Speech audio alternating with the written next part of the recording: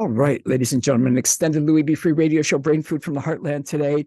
Returning to the show, Tina Alexis Allen. I'm thrilled to do the gig with you again. I'm always happy to be with you. Like we said, off camera, off air, Yeah. we could do this every day. We I could could be your co-host. We could, yeah, it would be a blast. It would be a blast. And I'm watching. I'd want to go into the Shurn thing, but I've started watching Outsiders again. Did you? Yeah, start from the beginning. Yeah. I had a new acquaintance who reached out to me and said when she learned I was in the show, "Oh, I just binge watched it. I couldn't stop watching, and oh my God, I love that show." It's on Hulu now, so people can really officially binge it. Binge watch it. Yeah. I can't stay seated that long to binge. Yeah. I totally get it. I'm too hyper. Yeah, I like to get up and move around myself. So couple episodes maybe. Nice. Yeah, the nice thing is though is you can watch it because everything streams. You can watch it at when you want to watch. That's 4 o'clock in the morning. I can watch some. I can anytime. I love that, and I love that it's on Hulu. So a little bit about yourself for new listeners. Yeah, well, I'm an actress, a writer, producer, author of the memoir, which we've talked about before, Hiding Out, and just living in Hollywood right now. I also live in New York, but I've been spending most of my time kind of pre-pandemic in LA, working on various projects. I was just most recently on a Lifetime movie called 12 Desperate Hours. Gina Gershon's directorial debut. Got to play a fantastically wacky character named Francine, and you can stream that on Lifetime too. It just came out a few weeks ago, I believe. So that's happening. And then, just busy right now with a few projects. I have a feature film that's about to start shooting in New York City, the end of April, called Park Avenue, starring Fiona Shaw. Felicia Rashad is also in it, and just an amazing ensemble cast. So I co-wrote that with the director, Gabby Dalal. So that'll be happening soon. Can you tell us anything about that film? Can you? Yeah, it's a mother-daughter story. It's interesting, and it kind of has similar themes to a lot of my work, which is family secrets. Yeah. It's sort of the world, of course, of Park Avenue, and how a daughter basically comes home after a sort of self-imposed exile in her midlife to sort of resolve family secrets. And unbeknownst to her, her mother is actually in the process of dying, and she comes to realize that. And they sort of have a coming together, thankfully, before that actually happens. So it's really about unearthing family secrets, which, interesting enough, is also a theme in my my other project that I have written and will direct, The Men's Room. So talk about that. The process of writing for you. Can you tell us a little bit about that, Tina? Yeah, I mean, there's a lot of stories that I'd like to tell. I started writing as a counter to not working as much as an actress, as much as I wanted to. And so, like many people in the industry, especially actors, we try to create our own work. So I just started writing out of that. I wrote a few solo shows for myself to obviously play that were autobiographical. One of them playing my dad, as you know, and then that led to the memoir, Hiding Out. So it really came out of that. And then I started writing screenplays, again, an opportunity to act in film. And then I've been, more recently started getting hired to write, like Park Avenue and other projects. And then, so I sort of concurrently are writing like for other people for hire. And then, of course, my own projects like The Men's Room, things that are near and dear to my heart, things that I want to say. Is there a time of day that do you start doing it when it comes to you? How do you, what's the Yeah. process? Well, because because I wear a few different hats, there's days I have an audition. So that's really my whole focus, is getting ready for that and putting myself on tape, since everything's really self-tape now. Then there are days that I have more time, and I tend to write more in the afternoon. I like to go to the gym if I have a day where I know I'm going to write. So I try to get the gym out in the morning and then sort of settle down with maybe a little cup of coffee in the afternoon and write on my scripts. Or if I'm writing for hire, then I'll be writing kind of midday through the afternoon. That's kind of the time I feel. I mean, it's not to say last night after dinner I sat down and I had been working on a rewrite of The Men's Room yesterday, just tweaking. And then last night I picked up my computer after dinner, and it was open because I had been working on the script. So I just kept going and then worked for a few hours last night. So yeah, kind of afternoon, but then if there's spaces where it's rolling, or I have the time. Yeah. The thing with writing is you can't afford to wait for inspiration, unfortunately. I mean, sure, the original idea you want to be inspired by, but once you get it and you make a decision to write, you don't want to wait until you're inspired, because you'll be writing something for the rest of your life, because part of getting inspired is sitting there and doing it. You're just sitting there. Yeah, you might not feel anything for the first 10 minutes, maybe even the first 30, but then the wheels start moving, the train leaves the station, you're like, oh wow, I've been sitting here for an hour and a half. That's great. When you say that, I've asked a lot of authors over the years about, and I know script writing is different, but some of them, because you'd hear things about writer's block. And one of my favorites was when I asked an author, this was my very early radio, a couple of decades ago, at least. And he said, when I need motivation, he said, I've got all my bills on the refrigerator door. Look at them. That's good. And sit down. And another, this was many years ago, had a shed with a word processor. And a lot of younger people aren't going to know, it was a word processor not hooked up anywhere. Right. And he had an old time clock, and he would punch in and sit there and write or not. Wow. He'd punch out, he'd get 2 breaks and a lunch a day. Wow. He made himself. That reminds me of a guy who I was working with on a TV project last year. We were co-creating it together, and he's had an office. He's probably in his 60s, I would guess, but he's had an office his whole adult life as a writer. That's what he does. That's all he does. He's a writer. But he gets up and he goes to the office every day, every day during the week.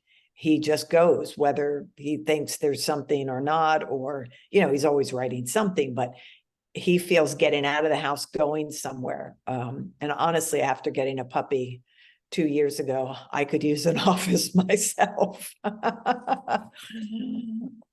But that's because the puppy wants to play. Well, initially, I mean, God, she's an Italian greyhound, and that's for those who don't know, that's a miniature greyhound. So you probably know those big greyhounds like to run. Well, the little ones, they can run just as fast, and they're just a bundle of energy, and of course, added to the puppy syndrome of just that youth, those two combined, they're just like nonstop. So I'd never get anything. I'd be on the floor with the puppy. I'd be rolling with the puppy. Yes. Puppy chasing me chasing the dog. I like to play. I like to play with her. The little jock, the little athlete in me comes out, and I just love to, just play and ball and roll and, whatever, just have a good time. She's a good outlet for the playfulness, right? Reminding us to be playful. To be playful. And there's nothing like the love of, they're just, forgive me for going off on, it's interesting to me. I've told this story. I'm going to make it very brief. We took in rescued rabbits for a couple of decades, a lot of them. And some of them came from such horrific backgrounds, such One came from a terrible abuse and then awful neglect. And to see the change after, she would scream when she'd see my hands. She would scream and back up. It was like, it was terrible. I had to palpate, I had to check her teeth initially and just kind of let her find her way. Yeah. And she would run X amount of months later, she would run to the door when I go to leave in the morning and want me to pet her. And the way I interpret it, Tina, is yes, in her mind, she's thinking, yes, boys, men, whatever, hurt me, but not this guy. This guy loves me. This guy loves me. And a lot of humans can't, won't, or don't do that. They get hurt. Yeah. That's it. And here they just, and the unconditional love. Oh, I know. God, I'm sorry. I love dogs. So you're preaching to the choir. It's a beautiful, beautiful thing, man and dog. They're wonderful. So tell us about the men's room. Well, I have written a short film about a mother and a son, and the mother is a Hollywood actress on the verge of a major comeback. And as she is moving towards this breakthrough comeback role, she collides with her son's Me Too story. So it's set in Hollywood, and it's basically about, sort of exploring the lies that we tell ourselves and the secrets we keep in order to have intimacy with our family and loved ones. But in fact, it does the opposite. And that's what we come to find out, is that, this relationship between mother and son has suffered deeply because of the secrets and lies they've kept from each other. And the mother's ambition, of course, is quite palpable. And so once she's sort of stopped in her tracks with the news of this situation that her son had experienced at the hands of somebody she's about to work with, basically the presses stop and everything stops, and she's got to sort of face herself and, of course, be there for her son, and then make a big decision on what to do next. Oh, wow. So it explores, the men's side of the Me Too movement. As you know, my book explores, and just in my own life, I've got plenty of experience with my own Me Too stories. And I directed a play. I think I've shared this with you maybe before, but I directed a play about 4 years ago after my book tour, 3 years ago, called Extremities. It was a movie eventually that Farrah Fawcett had done many years ago, but it started out, it's originally a play. Anyway, I directed it, and one of the things that I experienced doing the play was we had scheduled to have a lot of talkbacks after various shows with experts, therapists, victims, survivors, all kinds of people with experience around Me Too. And what I came to find out was that there was a very interesting conversation and questions that were coming from the men in the audience.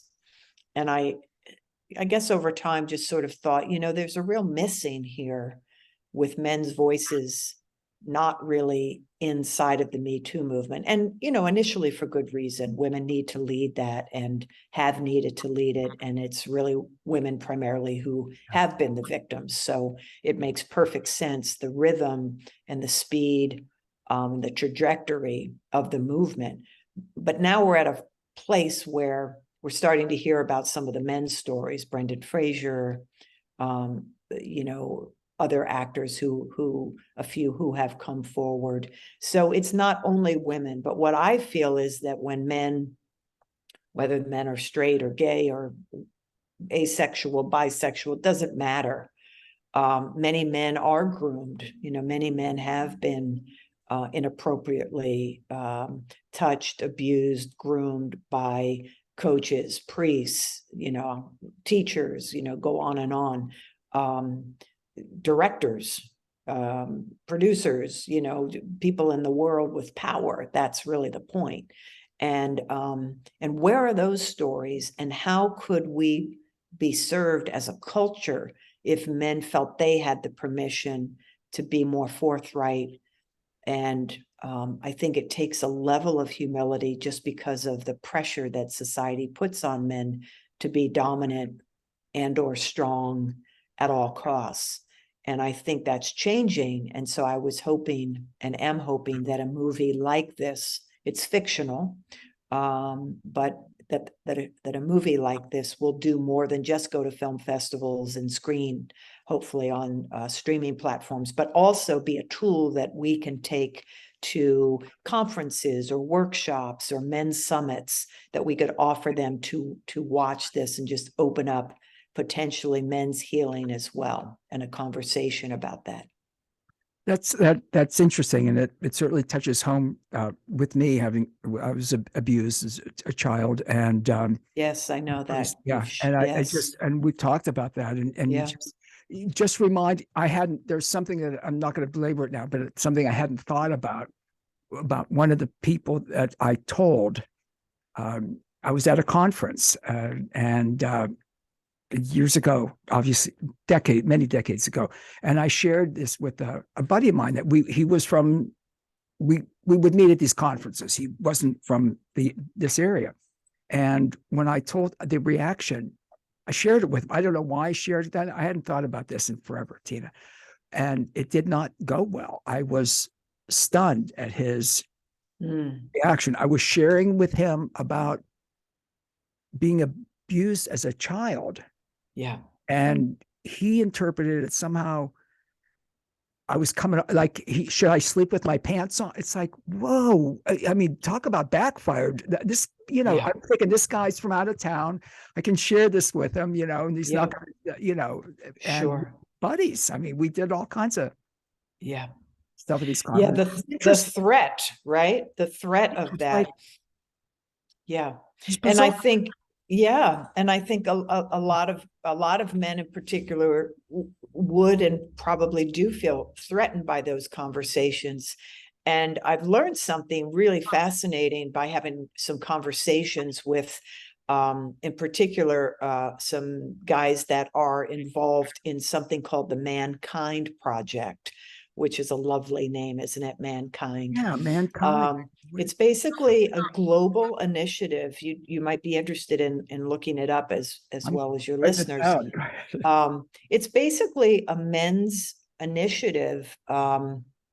There's chapters throughout the world, and they come together, I guess, for a lack of a better way to say it, to be better men, to come to learn to trust men, trust each other, to be more heart-centered, to come more from their feelings, and share honestly with each other. And what was so fascinating in this conversation I had with one of the organizers of this American chapter is that he said that most of the men that are part of this organization, he found, had sort of two sort of blocks, if you will. One was that he has found that most of these men don't trust men. They don't trust other men, which I found fascinating. Yeah. And then the other point was that men, part of that reason is that men with other men need to dominate. Like there's less of an exchange because there's more of a tug of war, of a play on who's going to dominate this relationship. So there's a power play, a dominance inside of those relationships. And when he said that men don't trust men, I probed, and he said, well, in general, they've started, of course, with the dad. The dad, even if he's a good dad, historically, I'm talking, our generation and probably before even more so, but, not really coming from a heart, come home from work, kind of detached, not really available emotionally. And so that thing gets passed on and gets passed on. And then next thing you know, we can all safely say, well, that's our culture. And so from dad to son, from dad to son, from dad to son, we've had this lack of, say, a heart-centered relationship. And so that I found that fascinating when he was sharing that has been his experience with, working with so many men across the country, in fact, across the globe. And then this idea of dominance was really fascinating, that men somehow feel, because their power is oftentimes seen as, am I strong or not, right? Am I a strong guy, whether it's emotionally, mentally, physically? I need to dominate, who's dominating this room? Having 5 brothers, I kind of get it now. I see that, I see that vibe amongst them, but I hadn't really thought of it in those terms because I'm not a man. So this was very interesting information. And so the takeaway, which is something that I'm working on in my script and in the men's room, is also, where are the male allies? Where can men find safety among each other, where they're not about, I have to dominate you to have a friendship with you or a connection with you. I can just be on the same plane and nobody has to dominate anyone. And that's a new concept, I think, according to him, for a lot of men. That's they don't interesting. need to do that, right? That's interesting. I don't know why I never thought about that, but I never really. Well, I had neither, and I'm certainly far from an expert on this, and obviously it's not but it made sense to me once he sort of laid it out. I was like, oh yeah, I can see that. And so if you're not able to trust a man as a man, and your goal is sort of in first position is, okay, who's dominating who? That's our first exchange. Where does that leave the potential for intimacy and a sort of heart-centered relationship with, man to man? So interesting you shared that about that guy, because he went into, full-blown defensiveness. And who knows what happened to him, or if anything, but he obviously was very triggered. So what was that about? I would know. I'd love to find him now. Decades later, I don't know. I don't even remember his name, but it was just And that's not, for me, that's odd. That dominance thing is well, you're a gentle, sensitive soul, so I imagine that would be it's for you. And I've Excuse me. As you're saying it, Tina, I can see it with some how they are. And you wonder what are those walls about? What are why? It's even people that I've talked a lot about my father, and I miss him. I loved him. He was difficult. I always said they were a wonderful couple, but they shouldn't have had kids. They should. Seriously, I mean, they adored each other. Well, we're glad you're here. So good that they did. You have to make a choice. That not some people feel, well, my dad, that's because that's how my dad did it. And I've always wondered that when someone you'd hear, and I won't even use someone making an excuse for being violent in a relationship. Well, my dad hit my mom or what. And I'm thinking, how did you feel as a little boy when you had to be terrified? I mean, it had to be awful, it had to be horrible. Why would you do that? Why would you do something that was so abhorrent to you as a child just because, well, it was okay for my dad? I never understood that. Again, there were things I learned from my dad. I was really grateful. His teaching methods, not so much, but you absorb what's useful. And well, not everybody has the. Sorry, I'm going off on that, Tina. It's good. I was just going to say that, not everyone has the awareness or the willingness to change their legacy. And, it takes, strength and vulnerability to break patterns, as we know, to break long-standing family patterns and dynamics. So, with an abusive dad or an abusive mother, or, alcoholic, violence, whatever it is, yeah, you get to a place in your life where you say, hopefully, I don't have to repeat this. But of course, as we know, maybe that pattern, I might argue, might be harder for guys to break, because they haven't historically had a platform that supports them being vulnerable. It's not encouraged. Women, obviously, we are the more, typically more vulnerable of the sexes, and so that's sort of built in, that we're allowed that. I don't think men in general get that kind of permission, certainly, that we do, and that's kind of at the heart of what I'm trying to say in this piece that I've written, and will direct. Yeah, the men's room. There needs to be space. There needs to be. And we as women also can be a great support for that. And I think we are. I think there are many women that are really supporting and want men to speak out. But the antagonism that also understandably has surfaced from the Me Too movement, it is understandable, and it doesn't have to be the end. It's like anger. It's like getting angry at anything or anyone or any situation that's wrong. It's absolutely appropriate to be angry. But we all know that relationships go nowhere if you stay in the anger. I mean, at the end of the road, hopefully you find some forgiveness, even if that's just for you to move on. So it's the same with anything that makes us, angry, justified or not. It's that is a choice. Am I going to stay there or not?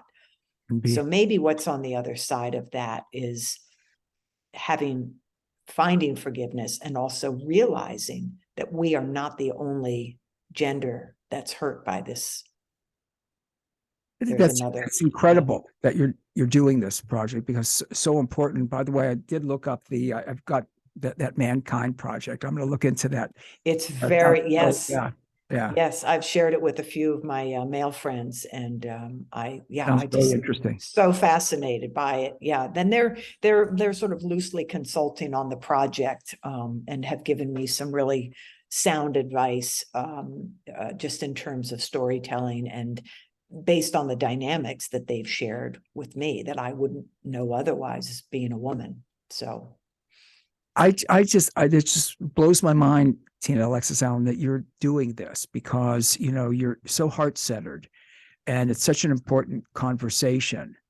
And the film, when you say short film, yeah, it'll probably run around 20 minutes. So what we'll do with it is, it also gives, it could be anywhere, maybe at the end from 15 to 20. Like I said, with films like that, you typically can get on streaming platforms, and of course we would go to film festivals. Most of them have short film programs. That would be an obvious thing to do. But also beyond that, as I said, our real mission with the film is to offer it to these kinds of organizations like Mankind and others, where what we might do, for example, is just give the movie to them, or let them give the movie to all the participants, say, of their worldwide conference. And so as they join that program, say it's a week conference or something, one of the things they might be able to do, for example, would be to watch our film just as a giveaway, just as some opportunity for them to open up in a more creative way. Sometimes movies have that effect on people, right? Where you're like, oh, yeah, I remember seeing some movies in my 20s that really opened me up to my own abuse, and just my own trauma. Yeah, I mean, I can remember sitting in a movie theater once and just weeping after it was over. Do you remember the movie? Do you remember Yeah, it was yeah, sure. It was Last Exit to Brooklyn. It was a Jennifer Jason Leigh movie where she was, sadly, victimized.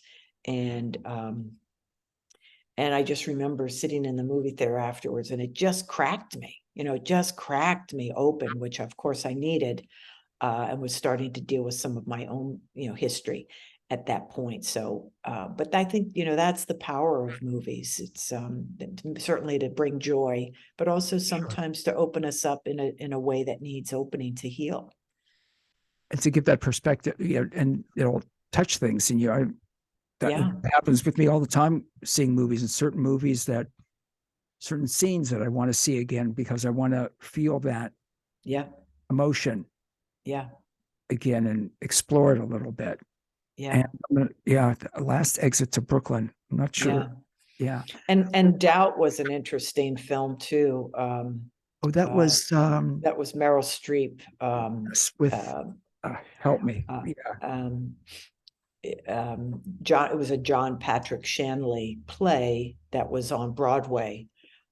Cherry Jones won the Tony for it, and then Meryl Streep played the nun in that movie. That's right. That's right.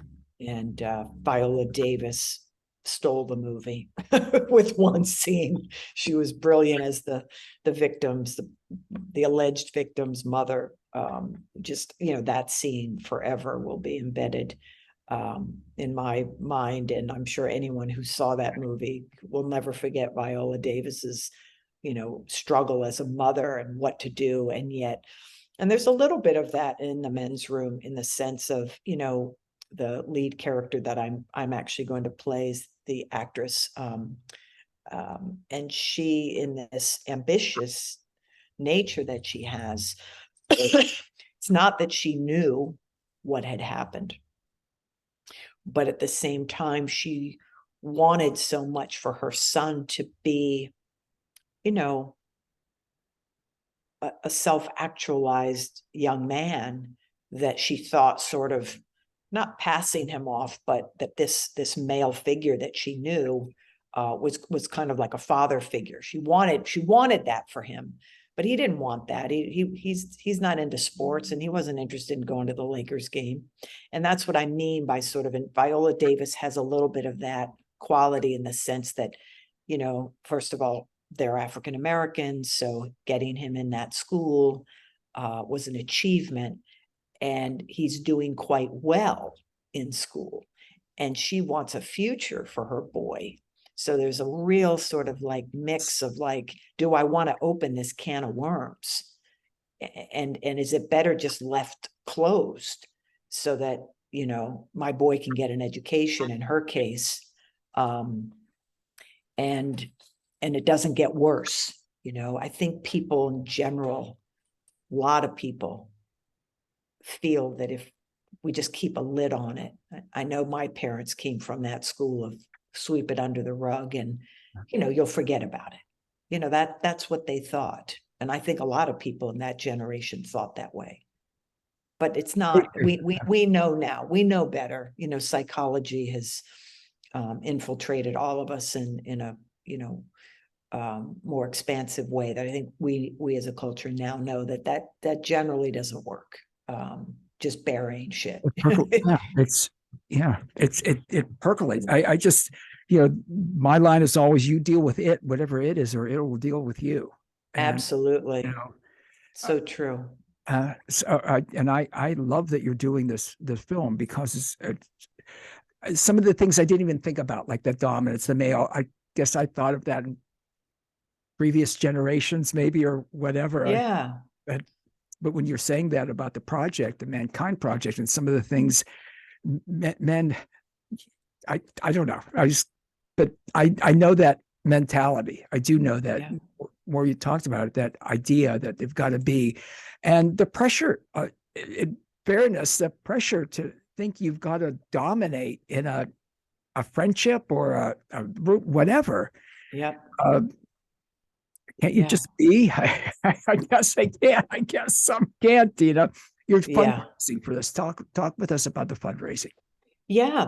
So we're raising $30,000 for the project. So that takes care of all of the pre-production costs, paying, crew and cast and locations and catering and everything. And then also the post-production, like editing costs and titles and marketing and just finishing the film. So right now we're at about 35% of our goal, and Right. we're fundraising through Fractured Atlas, which is a 501c. So anyone who donates gets a 100% tax That's deduction. fantastic. Yeah. Yeah, and Fractured Atlas supports projects that sort of have meaning, have some altruistic good behind them. So they do support, and so the funding goes through them, and that's what allows us to give, or for them to give the full deduction for any amount. So yeah, we're about 35% there. We want to shoot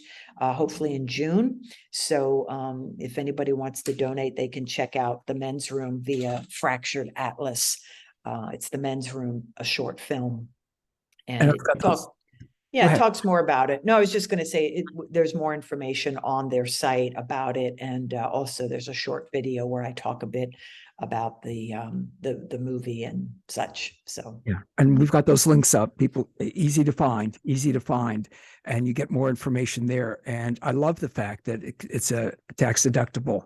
yeah, yes, absolutely. Is that unusual? Well, most people that I know, and I've even used it myself in making creative projects, often use Indiegogo or Kickstarter. Businesses use that too, a lot of startups.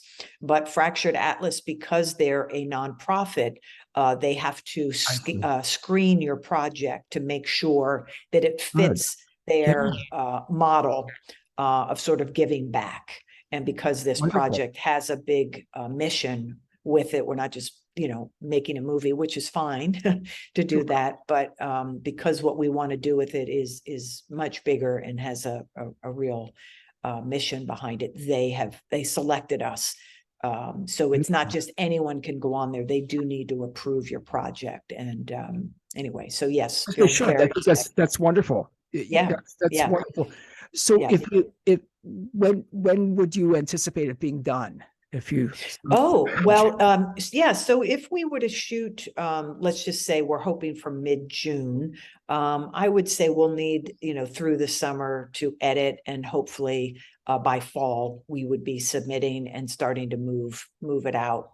That's a pretty fast turnaround, but I think as long as we have all the funding in place before we go, we'll be in good shape. We'll have our editor lined up, and we'll be moving pretty quickly. That's fantastic. And we don't understand how that all happens. What it must take to put a film. Well, usually, like for example, Park Avenue, which is the film I mentioned early on that's going to start filming. Now that's a feature length, so that's more of a 90-minute film. Now that'll probably take a year. That would be the minimum typically for a feature, but because this is a short film, we can move it along faster. Well, that's incredible. I love the concept, what you're doing. It's so important.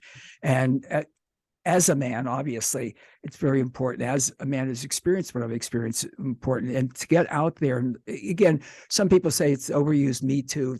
It's not, because when other people hear, I know my experience has been, if you're open about it, it sort of, and I almost hate to use don't use the expression, Louis. I'm going to get into one of these arguments with myself. Permission to. It's like, oh, and I've found that in conversations that I've had over the years, whatever it might be about, that you open a conversation or you start talking about something, and then someone picks up and can relate to it and feel more comfortable talking about it. Absolutely. I mean, that is everything. It's just, one person really does change the world, if you will, just by being brave. And I think those women who stepped forward initially, with Harvey Weinstein as an example, those first people were really brave, because it wasn't just, the shame and embarrassment that naturally goes along with being abused. That's just whether you're a man or a woman. It is a shame that you have to rid yourself of, and it's very difficult because you do blame yourself. Like, what did I do to bring this on? I think that's very common. It's very common. But somebody had to speak up first. Somebody had to step out. And not only was that happening with him in particular, but he was ruining people's careers. He was basically, checkmating them with his power, that if you spoke up or even resisted his advances, he basically, was blacklisting you with all the power he had in Hollywood. I mean, I'm not saying he went to people and said, this person wouldn't have sex with me, so don't hire her. Sure. But he found a way to say she's a problem, so don't hire her. So there was a lot at stake for many actresses who came forward, and speaking out after he basically blacklisted them was only going to make it worse too, because at least in their eyes. And so I think it took a long time. And yeah, I think when women or men come forward, the last thing that you want to do is what your, acquaintance at the conference did, is, get defensive or attack back or question someone, because it takes such bravery to speak out. Yeah, especially in the early days, that was it was a risk, and it did not turn out. Yeah. Oh, that's just, I hadn't, like I said, I hadn't thought about that. But again, when people understand, when you're saying that about like Harvey Weinstein and things like that with power and the shame that goes, that takes. Yeah. Why did I let him, why did I say it was okay to come into my room? I kind of felt like something was wrong, but it's Harvey Weinstein. And yes, I do want to know this man. Yes, I do want to be in his movies. No, I don't want to be raped. I'm not opening the door for that reason. And that's the subtlety and some of the crap that does get under my skin when I hear that kind of talk, where people that really are ignorant about the experience want to just blame the victim, the victim, that somehow you have a part in it. Well, the only part we have in it is not speaking up. That's and that's something that people need, whatever they need to come to get to that point for their own healing is up to them. Because it's not an easy road to get there, but that's the only part we play in it as victims. And what I love, Tina, is what the men's room will do for men. Yeah, for everyone. Yeah.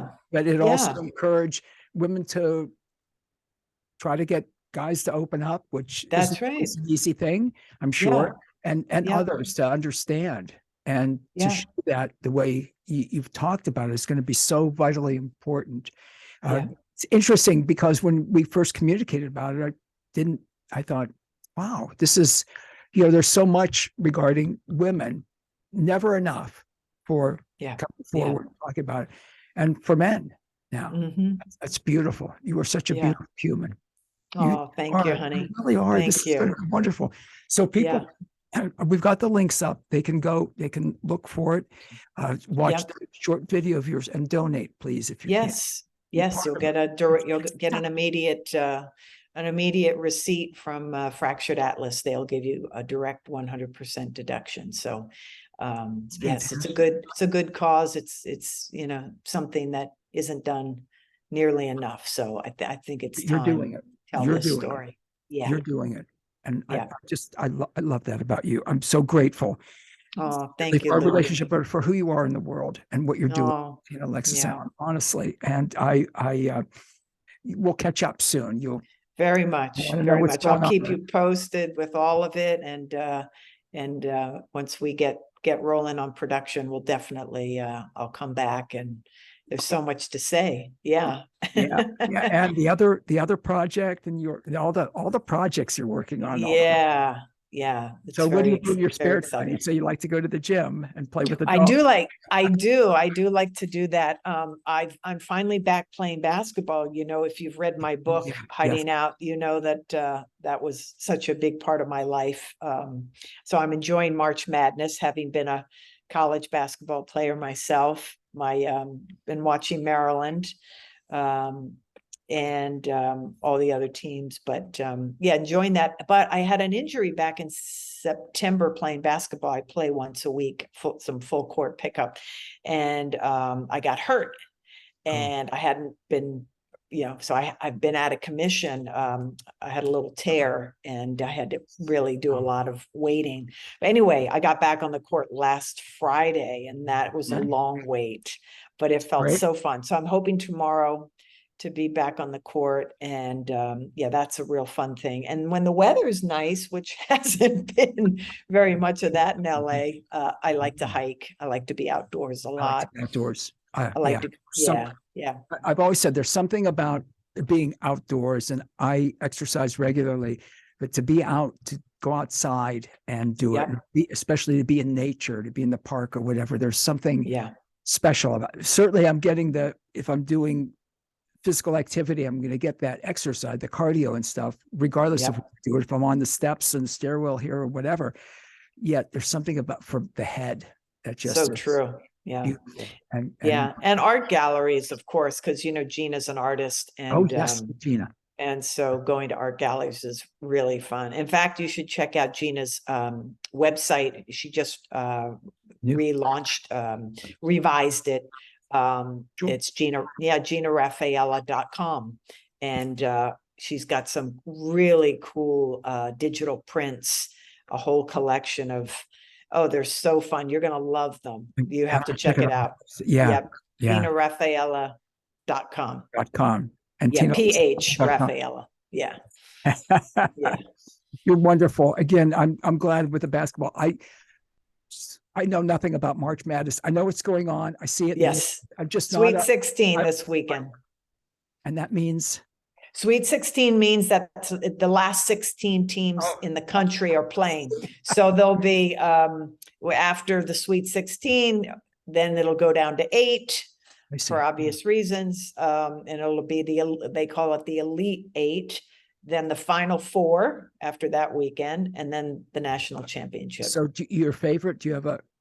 Well, I went to Maryland on a basketball scholarship, so I have to root for Maryland men. I think have already lost, but Maryland women are in Sweet 16 this weekend. So I'm definitely a fan, and I like Stanford, who lost sadly. I had a scholarship offer there and to Notre Dame, so I like all the schools that offered me a scholarship.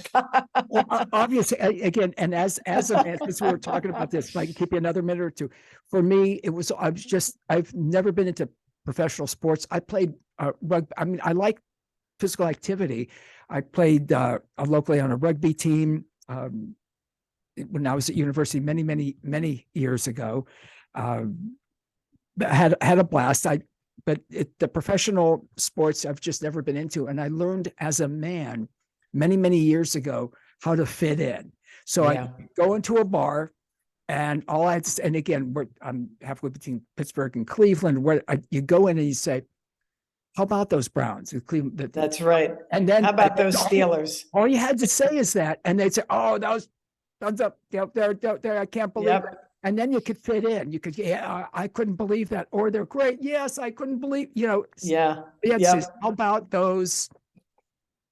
You just need to know what months of the year, which sports are active. Yes. Yeah. You don't want to say, how about those Pittsburgh Pirates, like at Christmas time? Yeah, that's a good point. I usually know what season they're in, but the March Madness, I hear it. I know what it is. I just don't know. It's basically the college basketball tournament for men and women. And the madness is just because unlike the professional, the NBA, there are really a lot of upsets. number one seeds, can get upset. That's already happened both on the men's side. And that's all anyone wants to talk about. It's like, can you believe that little school beat Kansas? Or can you believe, Yeah. So that's the madness part of it. It's just a lot of That's games right. and a lot of possibility for Cinderella teams to walk a Tina, little further. I am probably the only man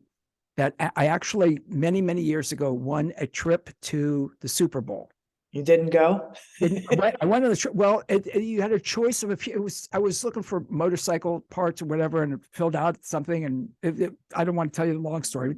I thought it was someone teasing at first, and then And then you got the tickets. Well, and I got to choose from, I can't remember, the World Series, and all I wanted to know was where they were going to be, and this was going to be in San Francisco.